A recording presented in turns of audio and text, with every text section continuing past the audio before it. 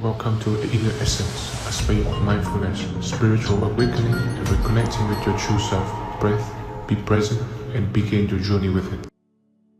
You start to watch yourself. Every thought, every gesture, every emotion becomes a field to analyze. It feels like awareness, but the one observing is still chasing control. Subtly, the mind learns the language of consciousness and hides behind it, pretending to be presence.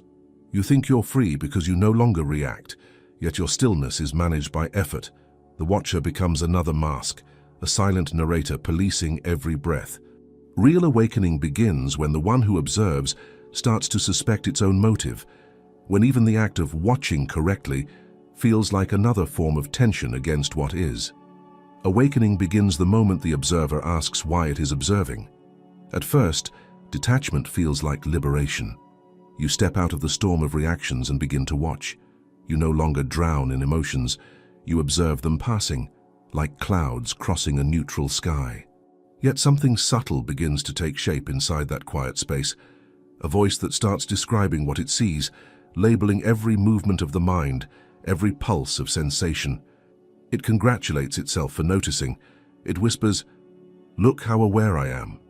And without realizing it, the same mind that once shouted now whispers through a polished mask of stillness.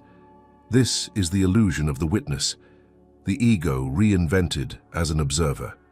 It trades noise for commentary, emotion for analysis, and attachment for spiritual performance. The raw current of life is still filtered through identity, but now that identity is refined, fluent in the vocabulary of awakening. It can quote sages and explain silence, but it cannot live it. It wants to be enlightened, and that want itself creates the new prison. The watcher becomes an actor who never leaves the stage, forever narrating his own awakening. The problem is not observation itself. Observation, in its essence, is neutral. It reveals rather than resists. But when the observer carries the unconscious intention to achieve something through watching, the act becomes contamination. You look at anger, hoping it will dissolve. You watch fear, wishing it will subside. You scan thoughts with the secret hope of finding peace. The observation ceases to be pure. It becomes a strategy for control. What you call awareness is still negotiation with life, an attempt to bargain with reality for relief. The spiritual ego thrives on subtle control. It doesn't shout, "I know." It murmurs, "I see." But that small phrase hides possession.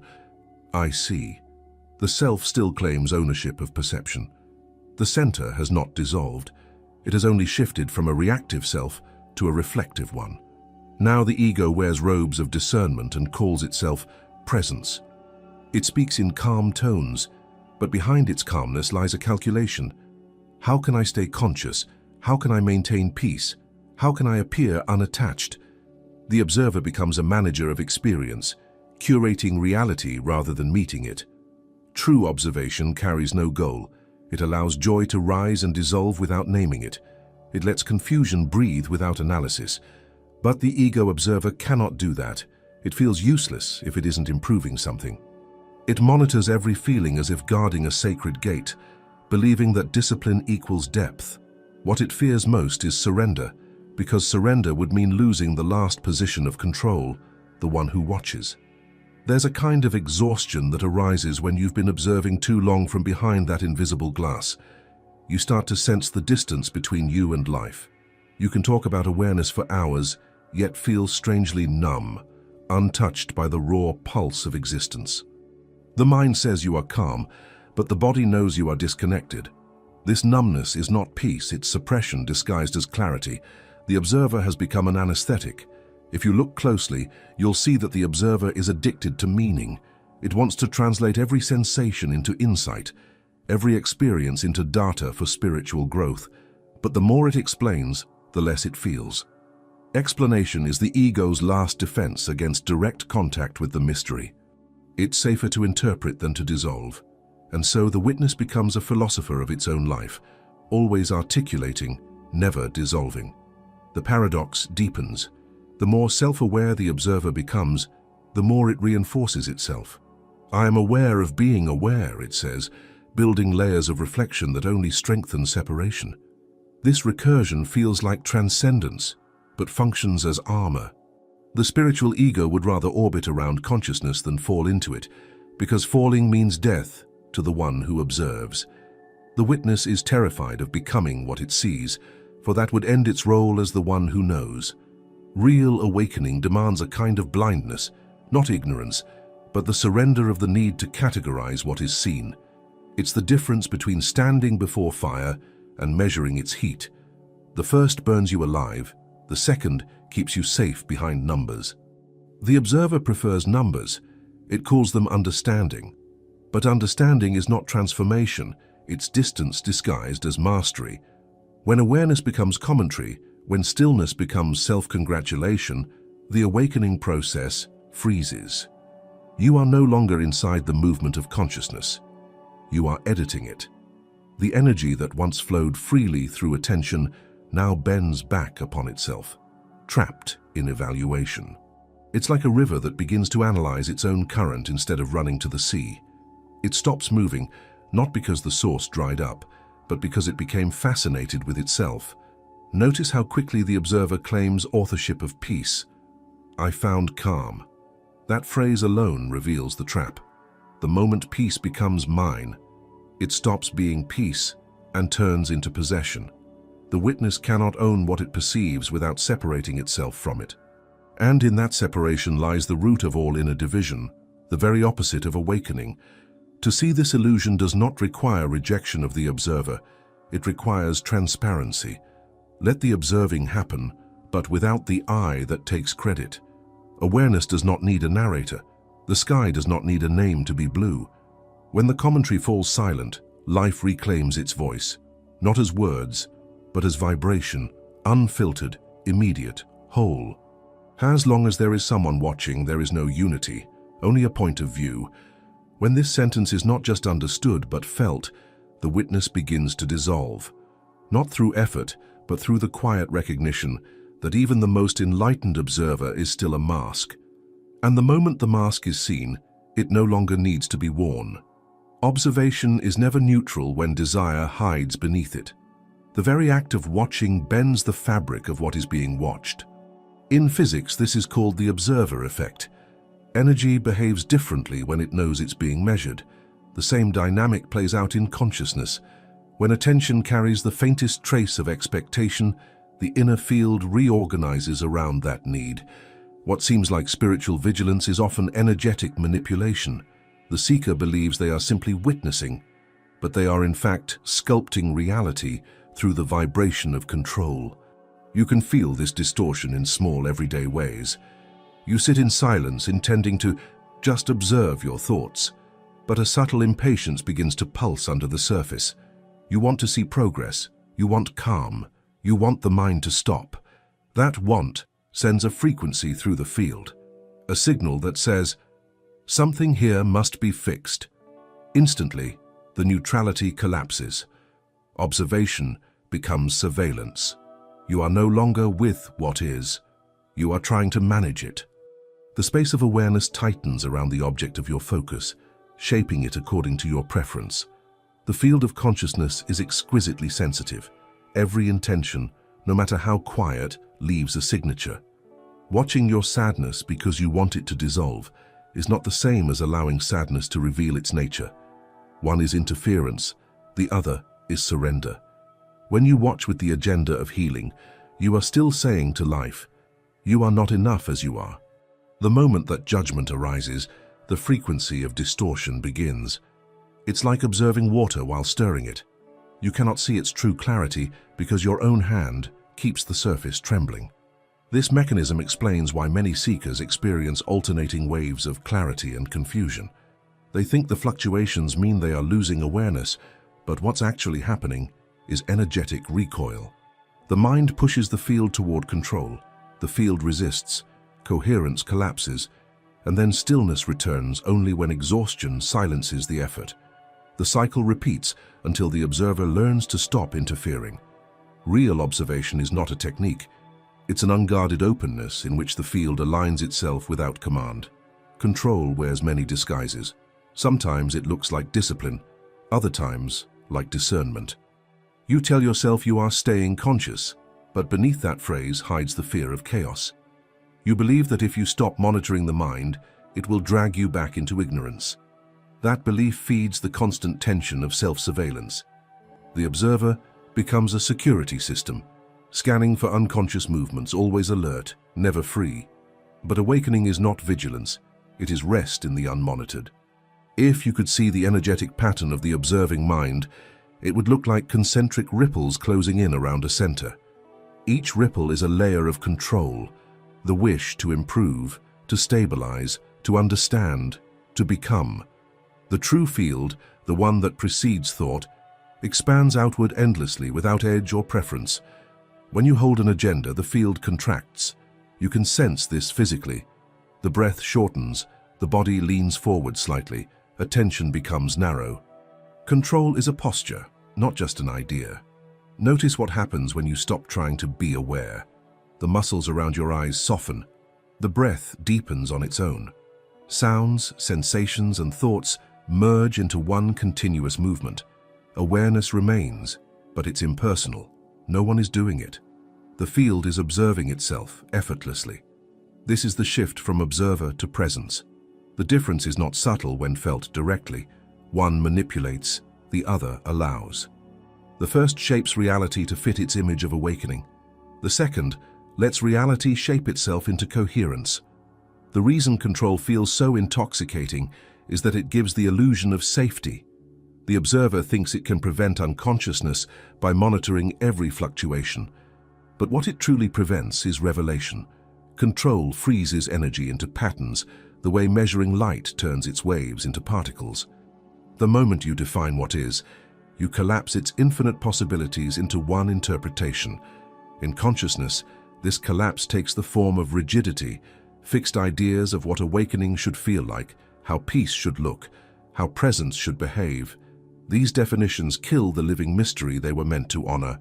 When expectation contaminates observation, the field mirrors the expectation instead of the truth. If you expect peace, you may experience temporary stillness, but it will be brittle, ready to shatter the moment life becomes unpredictable. If you expect insight, you may get concepts, elegant, clever, but lifeless. The field delivers not reality, but the echo of your intent. That is why true awakening begins only when observation becomes transparent, when there is no attempt to sculpt the outcome.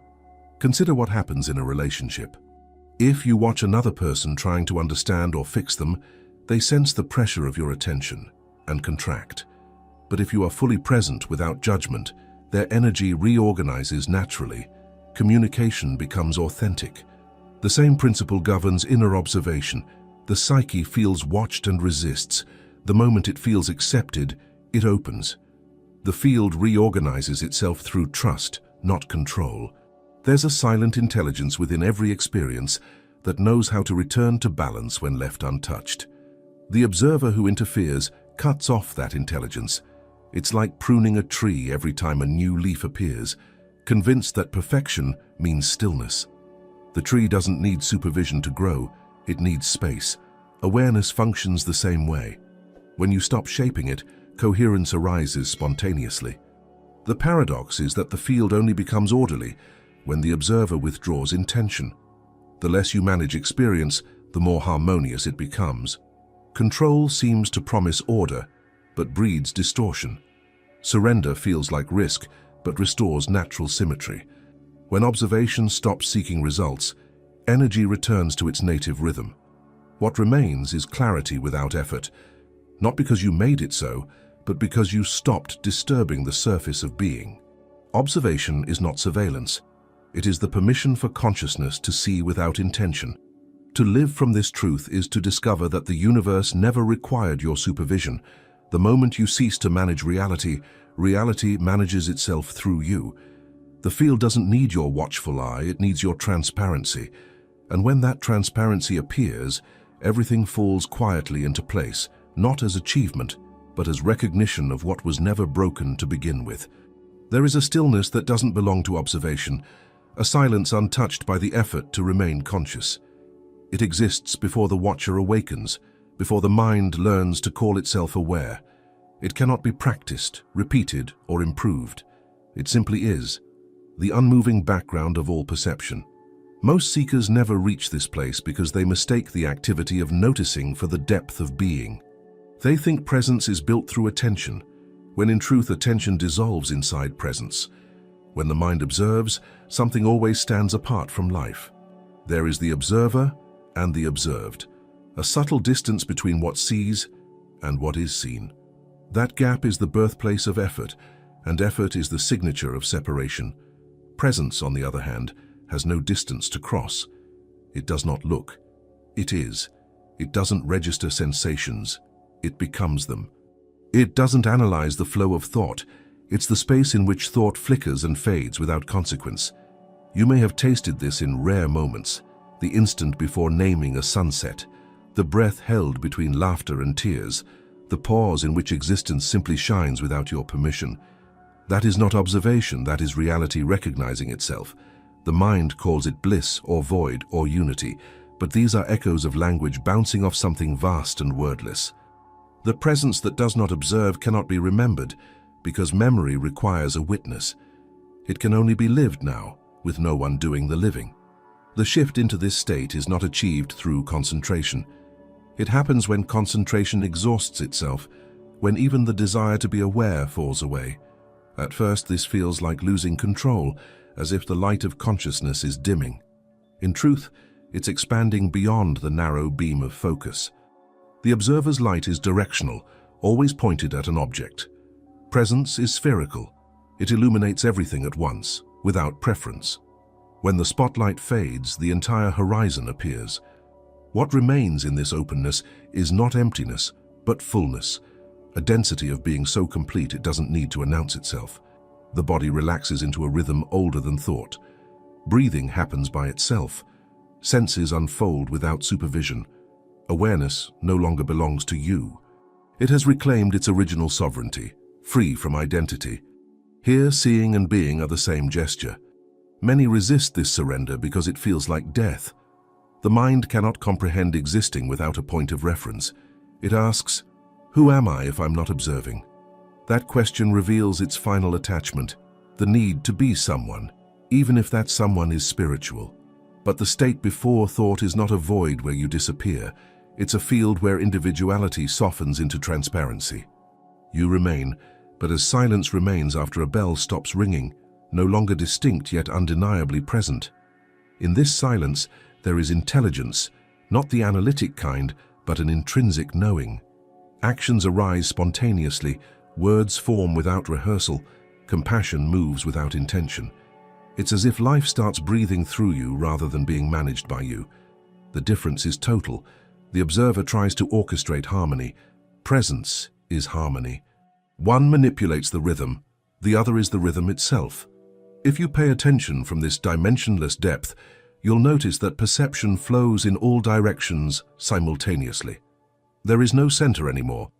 The boundary between inside and outside blurs until it loses meaning. Sounds, thoughts, and sensations no longer belong to anyone. They are movements of the same infinite body. The world stops being something you look at and becomes what you are. Still, the mind will try to reclaim the throne. It will whisper, I'm being so present right now. That is your cue to smile inwardly and let the phrase dissolve. No correction is needed, no rejection either. Presence does not argue with the mind, it includes it. Every thought that arises inside this vastness is like a spark inside the sun, instantly absorbed. Awareness no longer stands guard at the gate of thought. It lets everything enter and leave untouched.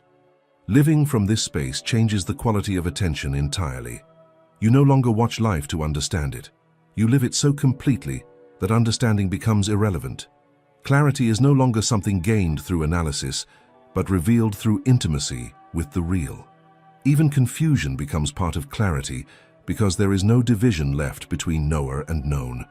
The field of experience breathes as one organism, effortless, coherent, awake. To abide here is not an achievement. It's the natural resting place of consciousness once the observer has retired. No mantra, technique, or insight can summon it, because summoning implies distance. It's discovered only in the quiet aftermath of surrender, when everything that wanted to awaken finally gives up. What remains is the ordinary miracle of existence perceiving itself. The true vision appears when the observer disappears. If you can feel a quiet recognition of this truth, not as a concept but as a vibration in your chest, that is the doorway. You don't have to walk through it. You only need to stop standing in front of it. The presence that does not observe is already watching through your eyes, already listening through your ears, already breathing as you. Now, let this reflection settle. Take a slow breath, and from that stillness write in the comments a single sentence that describes what presence without an observer feels like to you. Not an explanation, not an idea, just the texture of it, as if you were painting silence with words. When the observer dissolves, something astonishing takes place. Reality begins to move in perfect coherence without your supervision. It is as if existence was waiting for you to stop looking at it through the lens of improvement, so that it could finally breathe. The field reorganizes itself not because you made it so, but because your transparency no longer distorts its rhythm. What once seemed chaotic starts revealing an intricate intelligence. The mind calls this synchronicity, but in truth, it is simply the natural order returning after the tension of control has fallen away. This reordering is not mystical, it is mechanical in its precision. Energy always seeks coherence. The moment resistance drops, it flows toward balance. What we call miracles are nothing more than the restoration of this original harmony. When presence becomes transparent, it stops interrupting that process. The body heals faster, communication softens, decisions arise with clarity. The field begins to self-correct, not because it obeys you, but because you have stopped interfering with its design. Imagine a lake that has been stirred for years by the stick of your analysis. Every intention, every effort to manage your inner weather has created ripples across its surface. The moment the hand withdraws, the water settles by itself. Stillness is not something you achieve, it is what remains when interference ends. The same principle applies to consciousness. The mind never had to build peace, it only had to stop disturbing it. Transparency of perception is the purest form of alignment. It is not detachment. Detachment still carries the tension of standing apart. Transparency is intimacy without ownership. When you see through the veil of self-reference, what you once called the world begins to look back through your own eyes. The boundary between you and life evaporates. You no longer observe the tree. You are the tree's awareness of itself. You no longer analyze the silence. You are its resonance. From this clarity, doing becomes effortless. You move without premeditation, guided not by preference, but by resonance. Choices arise not as logical conclusions, but as natural extensions of coherence. The inner and the outer synchronize without the friction of decision-making. This is what ancient mystics described as being carried by the Tao, or walking in grace. There is no supernatural force involved, only the precision of a system functioning without distortion. In this state, even thought regains its rightful place. The mind no longer leads, it follows the current of direct knowing. When a thought appears, it does not claim authority. It serves the movement of the field. Ideas surface like ripples of intelligence, completing themselves before fading back into silence.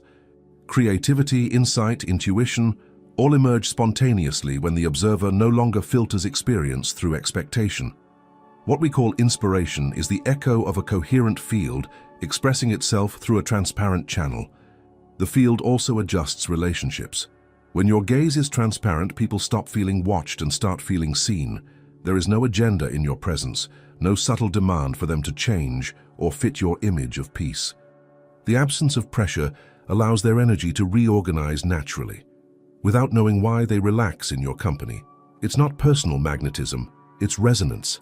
The coherence of one field stabilizes another. This is how transformation spreads, not through teaching but through transparency. This self-reordering extends into time. When the observer no longer interferes, the perception of sequence softens. Past and future lose their grip because they were constructs maintained by mental observation. What remains is immediacy, the unfolding of experience as one seamless event. You might still use a calendar, make plans, or recall memories, but the weight of linearity is gone.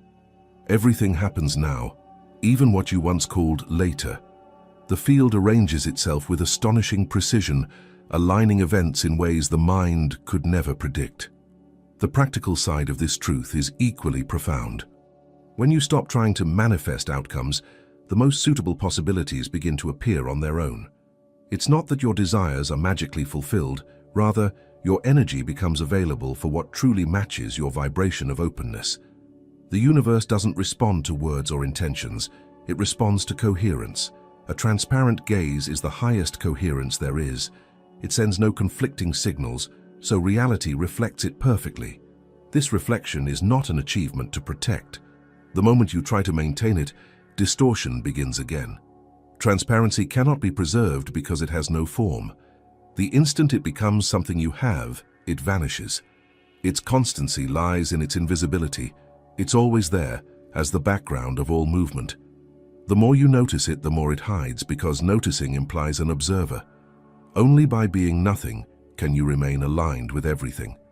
When life starts moving effortlessly through you, it's tempting to claim authorship. The mind whispers, "I've finally learned to let go," turning transparency into another badge of progress. But even this thought dissolves quickly in the quiet rhythm of coherence. The transparent gaze does not care about its own purity. It has no interest in being aware of itself. It functions like light. It illuminates but never sees its own radiance. In this clarity, peace is not an experience, but an environment. It surrounds every motion, fills every silence, saturates even conflict with stillness. The universe does not need to be observed to remain balanced. It balances itself through presence alone. You are not its guardian, nor its architect. You are its clear window. When perception becomes transparent, the whole of creation moves through you, unfiltered, precise, luminous, free. The pure gaze does not change the world. It reflects it in perfection. And in that reflection, you realize that perfection was never something to reach. It was the structure of reality all along, waiting for you to stop trying to see it. When the gaze turns transparent, the dance of existence resumes its ancient symmetry. Nothing is added, nothing lost. Awareness no longer performs, it participates. The world doesn't need your control or your witness. It only needed your openness to reveal that it was already whole. Awakening is not born from the act of observing, but from the surrender that happens inside it. The mind learns to watch, then learns to release the watcher. When even the desire to be aware fades, presence reclaims its natural brilliance. Consciousness does not awaken because it observes. It awakens when the gaze becomes transparent, free of effort, free of self. What remains is the quiet realization that existence has always been whole, waiting for you to stop trying to perfect it. If this reflection resonated with you, like the video and write "The gaze is clear" in the comments, so I know you reached the end. And if you want to keep exploring these depths, subscribe for more journeys like this one.